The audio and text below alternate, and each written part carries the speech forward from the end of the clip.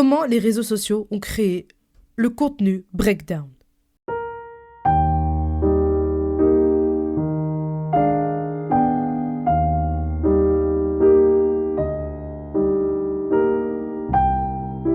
Il est le même que moi, et j'en suis fier car il a tout pour plaire. Salut toi, jeune padawan. Tu es sur ma chaîne YouTube, j'espère que tu kiffes en ce moment. Tu as cliqué sur la bonne vidéo, tu as bien fait, je te pointe du doigt car j'ai confiance en toi.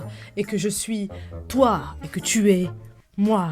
Depuis quelques années, une nouvelle forme de contenu est apparue. Vous l'avez remarqué, des vidéos d'influenceurs en train de pleurer, suite à une rupture, suite à une déprime, suite à une douleur émotionnelle ou une douleur physique. C'est après le craquage qu'on a en fait le fin mot de l'histoire. En gros, tout ça pour vous dire que depuis quelques semaines, depuis quelques mois, depuis quelques années, le breakdown est filmé en direct. En fait, on ne se filme plus en train de vivre, on se filme en train de s'effondrer. Et justement, pourquoi c'est devenu un contenu comme un autre ? Pourquoi est-ce que ça perce autant ? Depuis toujours, les réseaux sociaux vendent des vies parfaites. Que ce soit via Instagram, via TikTok, via Snapchat, bref, les célébrités, les influenceurs aiment nous montrer leur vie. Quand elle est excellente, évidemment. C'est un stylo. Ne fumez pas. Fumez-tu. Ceci était un message de pas du tout le ministère de l'Intérieur, ni de l'Éducation nationale, ni de l'Éducation de la santé. C'était un message d'une vieille personne. On ne sait pas qui c'est finalement.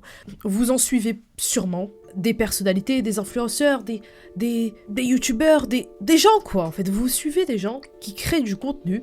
Et parfois même, vous allez plus loin encore. Vous ne suivez pas simplement le contenu qu'on vous propose. En gros, par exemple, moi, je vous poste des vidéos, vous les regardez.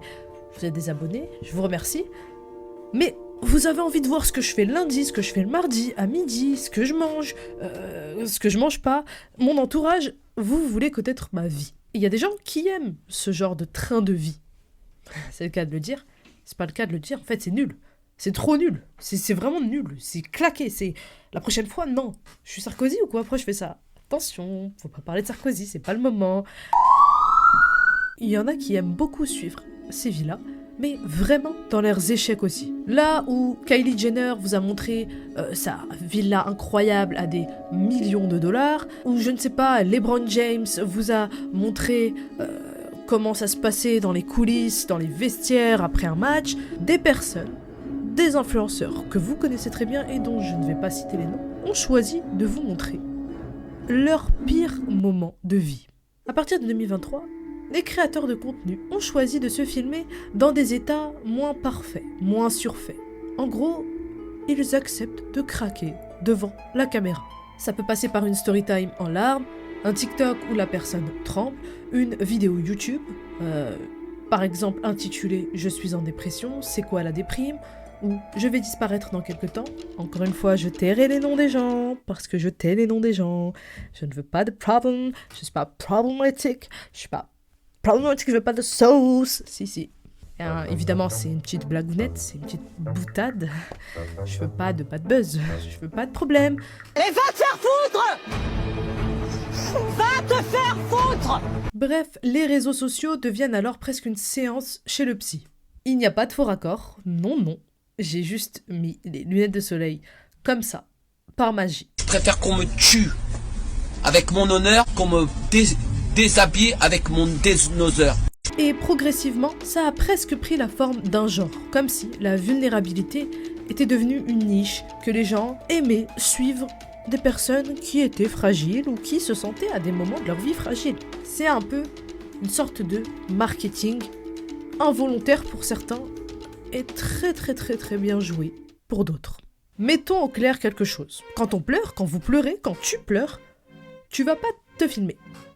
Tu vas pas penser directement à aller te filmer. Tu vas pas chercher une caméra, un téléphone, quoi que ce soit pour te filmer. En gros, j'ai envie de vous dire qu'on ne planifie pas nos pleurs, une crise, une tristesse.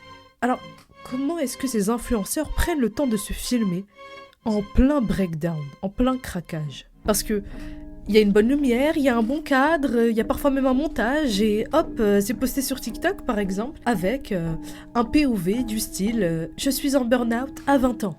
Comment est-ce que cette personne qui a fait un craquage en direct, qui a pleuré, je ne parle pas d'un live, je parle vraiment d'une vidéo, parce qu'avant de publier, avant de poster, tu vois bien cette vidéo avant, tu vois en fait ce que tu as fait. Comment est-ce que tu as mis tout en sorte pour faire une bonne vidéo dans les bonnes conditions, où tu es toi-même en mauvaise condition, en tout cas en mauvais état. En fait, en vivant ce genre d'effondrement, on ne pense jamais à sortir un téléphone. Mais eux le font, et pourquoi ? Bah c'est simple, je vais vous le dire, les réseaux sociaux ont fait en sorte que beaucoup, énormément de gens, peut-être même vous, ne vivent plus pour réellement ressentir l'émotion, mais pour essentiellement la partager.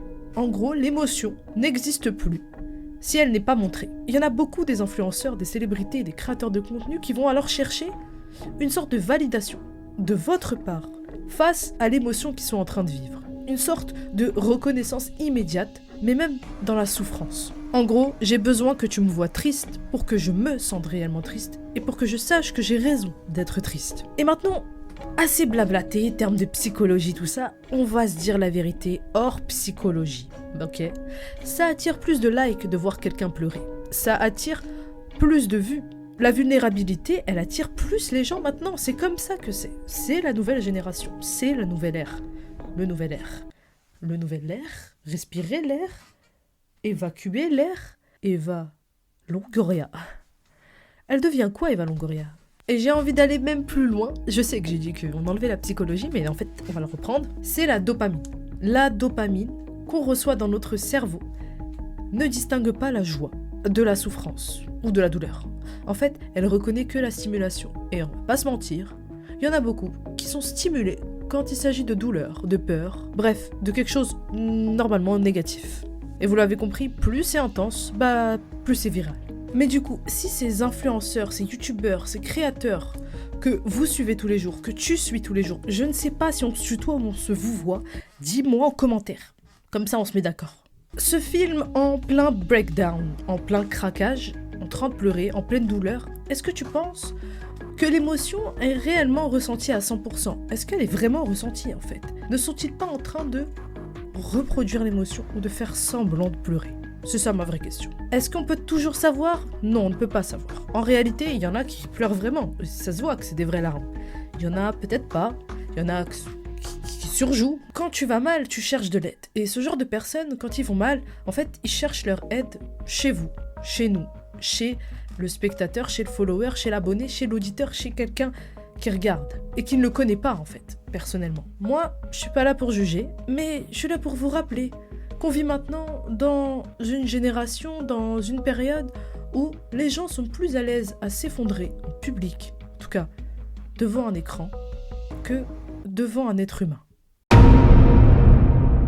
Bref la team, j'espère que vous avez kiffé cette vidéo, un peu psychologique, je le sais. Elle fait pas peur. Bon, c'est vrai que c'est une des vidéos Je suis trauma qui ne fait pas peur. Et alors, si vous êtes amoureux de la peur, il y a tellement de vidéos disponibles sur ma chaîne, n'hésitez pas à aller les voir si ce n'est pas fait. Et surtout, n'hésitez pas à vous abonner. Qu'est-ce que je fais maintenant? Est-ce que je me foutrais pas en l'air? Non, faites pas ça. Ça, c'est pas la solution. Enfin, c'est les gens qui parlent comme ça. On fait quoi avec des gens qui parlent comme ça? C'est eux qui font en sorte qu'après, je craque et que je me filme en train de craquer et de pleurer. Je ne filmerai pas en train de pleurer, parce que je ne pleure pas. Il n'y a pas d'eau dans mon corps. Je suis actuellement décédée. D'ailleurs, si vous n'avez toujours pas écouté mon nouveau podcast, Chambre Noire, le premier épisode est disponible sur ma chaîne, sur Spotify aussi. Bref, n'hésitez pas à vous abonner, à lâcher un like, et surtout à partager cette vidéo si vous avez kiffé. En attendant, je vous dis... Ça c'est gênant. A plus, Lady Gaga. Il ne faut pas vous droguer. Si vous vous droguez, c'est mal. Parce que la drogue, c'est mauvais, voyez. C'est mal de consommer de la drogue, alors ne vous droguez pas. Bye. Comment tu crois que notre belle histoire se termine, mais tu ne veux pas le voir. T'es dans le déni, tu me souhaites le meilleur, mais je sais que tu ne le penses pas.